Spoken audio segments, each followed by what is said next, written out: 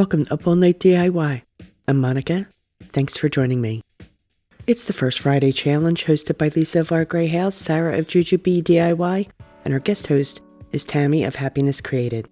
This month, we're making dupes. I found this Legends wall art at Pottery Barn for $159 for 12 by 24 canvas. This is my inspiration for both of my pieces. I decided to put my own twist on this for a whole lot less. You see, we're redoing our back room. It'll be where we kick back to listen to all of our vinyl and CDs, etc. So I want the decor to have a theme that reflects that. Okay, let's get into it. For my first piece, I'm using an 11 by 14 canvas. I got this in one of those bundle packs at Michael's. I believe it was a 4-pack, and it really wasn't very expensive, and I used a 40% off coupon. I think it works out to like $2, $2.50 for the canvas. I created my first design using 2 separate clip arts and kind of playing around with them and merging them. I cut it from shelf liner using my silhouette. This will be my negative stencil. I'll also be using Mod Podge for this project. I've also pulled some pages from this phone book. I always keep the phone book when they deliver them for just such a project, and I'll be using the white pages part. My intention was to use black spray paint, but the weather isn't cooperating. That's okay. Acrylic paint will work too. Spray paint would have just been so much quicker.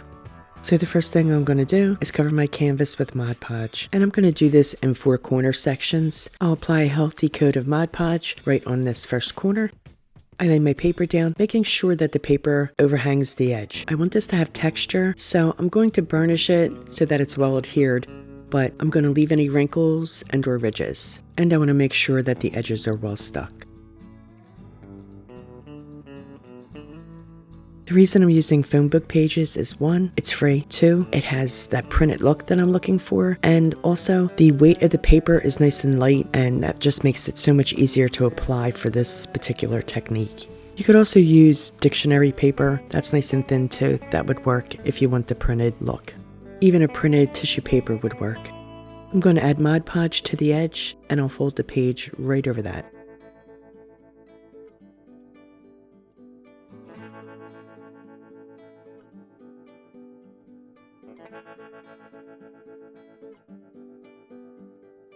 A little more Mod Podge to make sure that those edges stay flush.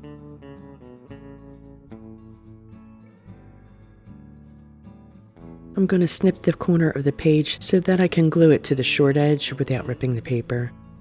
You could do this with random torn pieces of paper too, but I wanted to keep it quick and tidy, filling in the space with just 4 sheets. It's just a personal preference.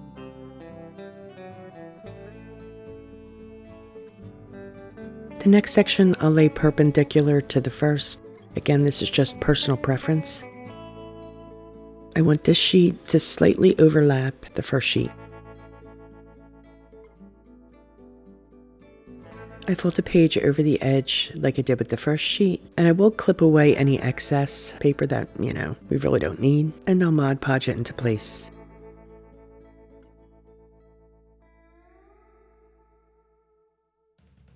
And then I'll just repeat this process on the other side.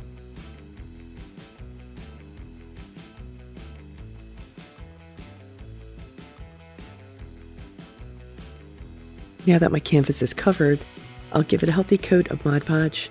You can see there are plenty of wrinkles, and I want that. That's going to give us lots of really good texture. And I'm sure to get the edges too. I want to slightly tone down the print, so to do that, I'll mix some floating medium with white acrylic paint. This will create kind of like a whitewash. It'll give the paint translucence. I work the medium into my brush, then I'll pull paint from my puddle and I'll mix it on my plate, and I'll just cross hatch across my surface, and I'm mainly sticking to the area where I'm going to put the vinyl. To make applying the vinyl easier, I'm placing a book beneath the canvas, giving me a firmer surface.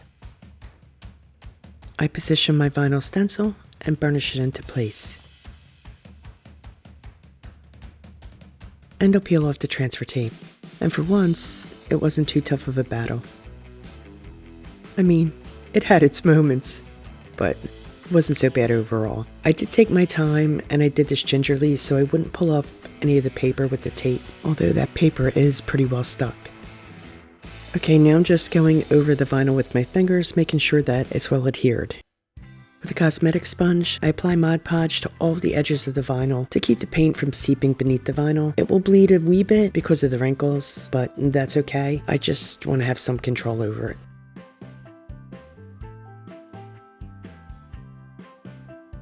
Here's a sneak peek at my larger canvas. I applied the same method to this. You'll see more on that shortly. We're ready to paint, and I'm using Ceramcoat Black Acrylic.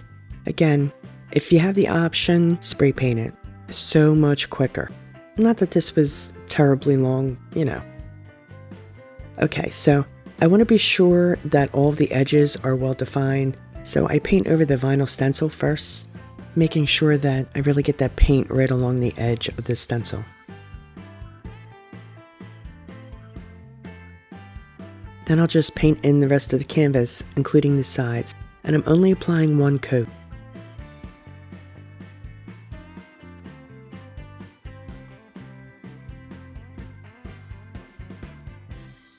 While that's drying, I'll give my large canvas a coat of black too. I painted the phone book paper on this one with white and cross-hatched it with Ceramcoat Maple Sugar Tan. I did this because there's smaller text on this one and I don't know, I thought it would stand out better. Anyway, I give this guy a full coat of black as well. And again, around the vinyl stencil first, then filling in the rest. Time for the peel and reveal. I'm gently pulling up the vinyl with my wee picky tool. The hardest part about this was finding the edges of the vinyl to lift it up. Yeah. A little bleeding, but looking good.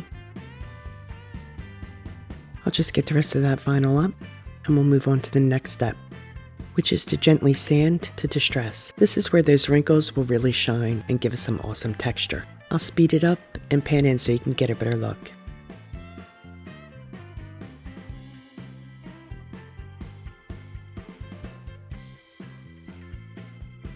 Look it, this is really making those creases pop. With a dry soft cloth, I wipe away the dust. I finish it with a coat of clear matte sealer. For my larger canvas, I've already removed the vinyl lettering and I'm about to remove the guitar stencil. The text quotes are from Springsteen's Thunder Road. So, I feel like it needs the print effect that we have from the phone book pages on the microphone canvas, especially on the guitar. So what I'll do is I'll ink up this collage stamp that I have and I'll apply it all over the guitar part. I'll press firmly, but I don't want to move the stamp around because I don't want it to smear.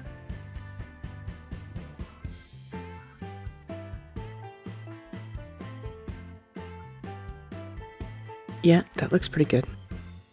So this was a nice quick fix to get more print on there.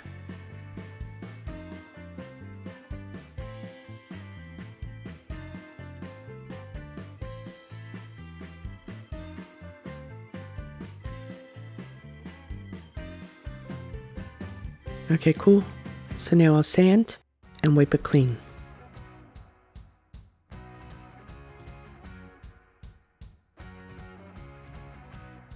And I finish with a coat of clear matte sealer.